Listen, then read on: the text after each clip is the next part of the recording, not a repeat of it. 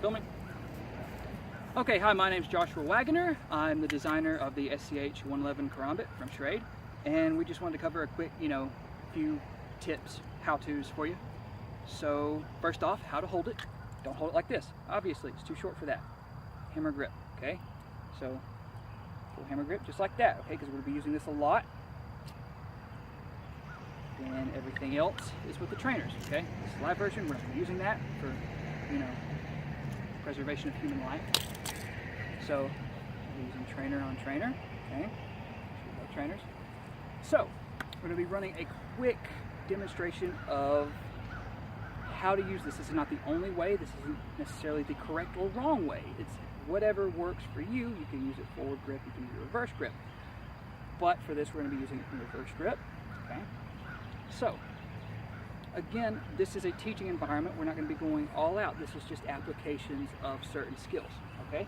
So, in this scenario, we're going to break off of a basic, what was called in Filipino martial arts, hubad. So, he's going to come in, okay? He's going to pass. Now, my very next shot is going to be for the eyes. Now, when you try to stab somebody in the eyes, the majority of the time, they're going to try and stop you, okay?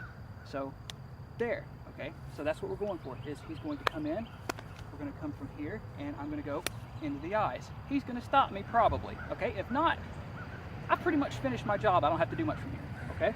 But if he's a smart man, and he doesn't, okay, again, be very careful when you're training this with a partner, because you will put their eye out, okay? Even something dull, if you've ever been poked in the eye with a finger, it's not pleasant. This is worse. Live blades are much worse, okay?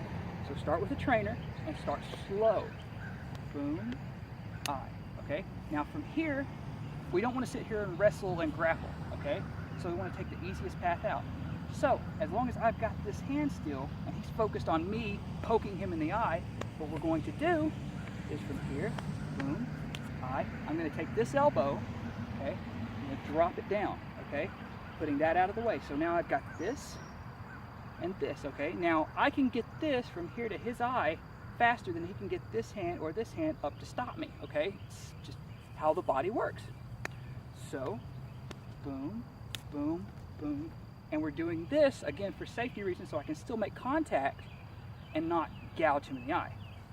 So again, slowly, boom, boom, boom, okay? Real life, eye training, side of the neck, okay? Now this also works, side of the neck, temple, ear, it's all unpleasant, okay? The eye is what we're aiming for because it's A, very painful, B, they can't see you. It's kind of hard for them to fight you or stab you or anything else. So, angle change. Yeah, let's do an angle change real quick. Good point. So, we want to watch what happens with this arm. Coming in, boom, here. You see how that comes around his neck? Okay, that's what we're aiming for in the training drill. Live version, it goes for the eyes, okay? Real quick. So, okay. Boom, just like that. Then we can either separate or we can choose another target, okay? Again, another target after the eye is the leg. Again, this is really good for motor function. They can't follow you, they can't fight you, okay? Or, again, we can go from there if we still got this. You can cut the bicep, hopefully avoiding the brachial artery, okay, because when you get into here, that starts to become a lethal wound. If it's up here, they got a better chance of living, and if you're a very legal conscious person, that's the better option, okay? So again, those are targets, okay? So after the technique, that's where you start working different targets. Oop, see? So if he got away, I can still use that same poke catch that again and still go for my targets, okay? Now again, this is very simple applications of this, and you isolate each and every movement, okay? So you start training with this, boom, boom, boom, and that's gonna let you train that movement, okay? So then you start isolating a different movement. What's the second movement we go to? Boom, okay? So that's the second movement we go to. So we're gonna isolate that. He comes in, okay? So we're going to start to isolate that, okay? And that builds that muscle memory. So when that happens, you start doing that, okay? Isolating different skills. So then we start isolating that, okay? So then you just let him work on that. You come in, boom, come in, boom, and that helps you build that. So as soon as you feel that resistance, it lets you go into that poke. Okay, so you put the whole thing together, okay, and it happens pretty quick.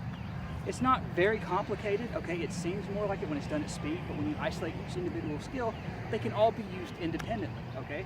So if I come in and I don't want to necessarily go around for that second poke, I can go there. That skill applies, okay? I can go from there into a quadricep cut. I can go from there into a bicep cut. It's all different applications of the same things. Or if he comes in straight and I go in from there, I can cross through that and still do any number of things.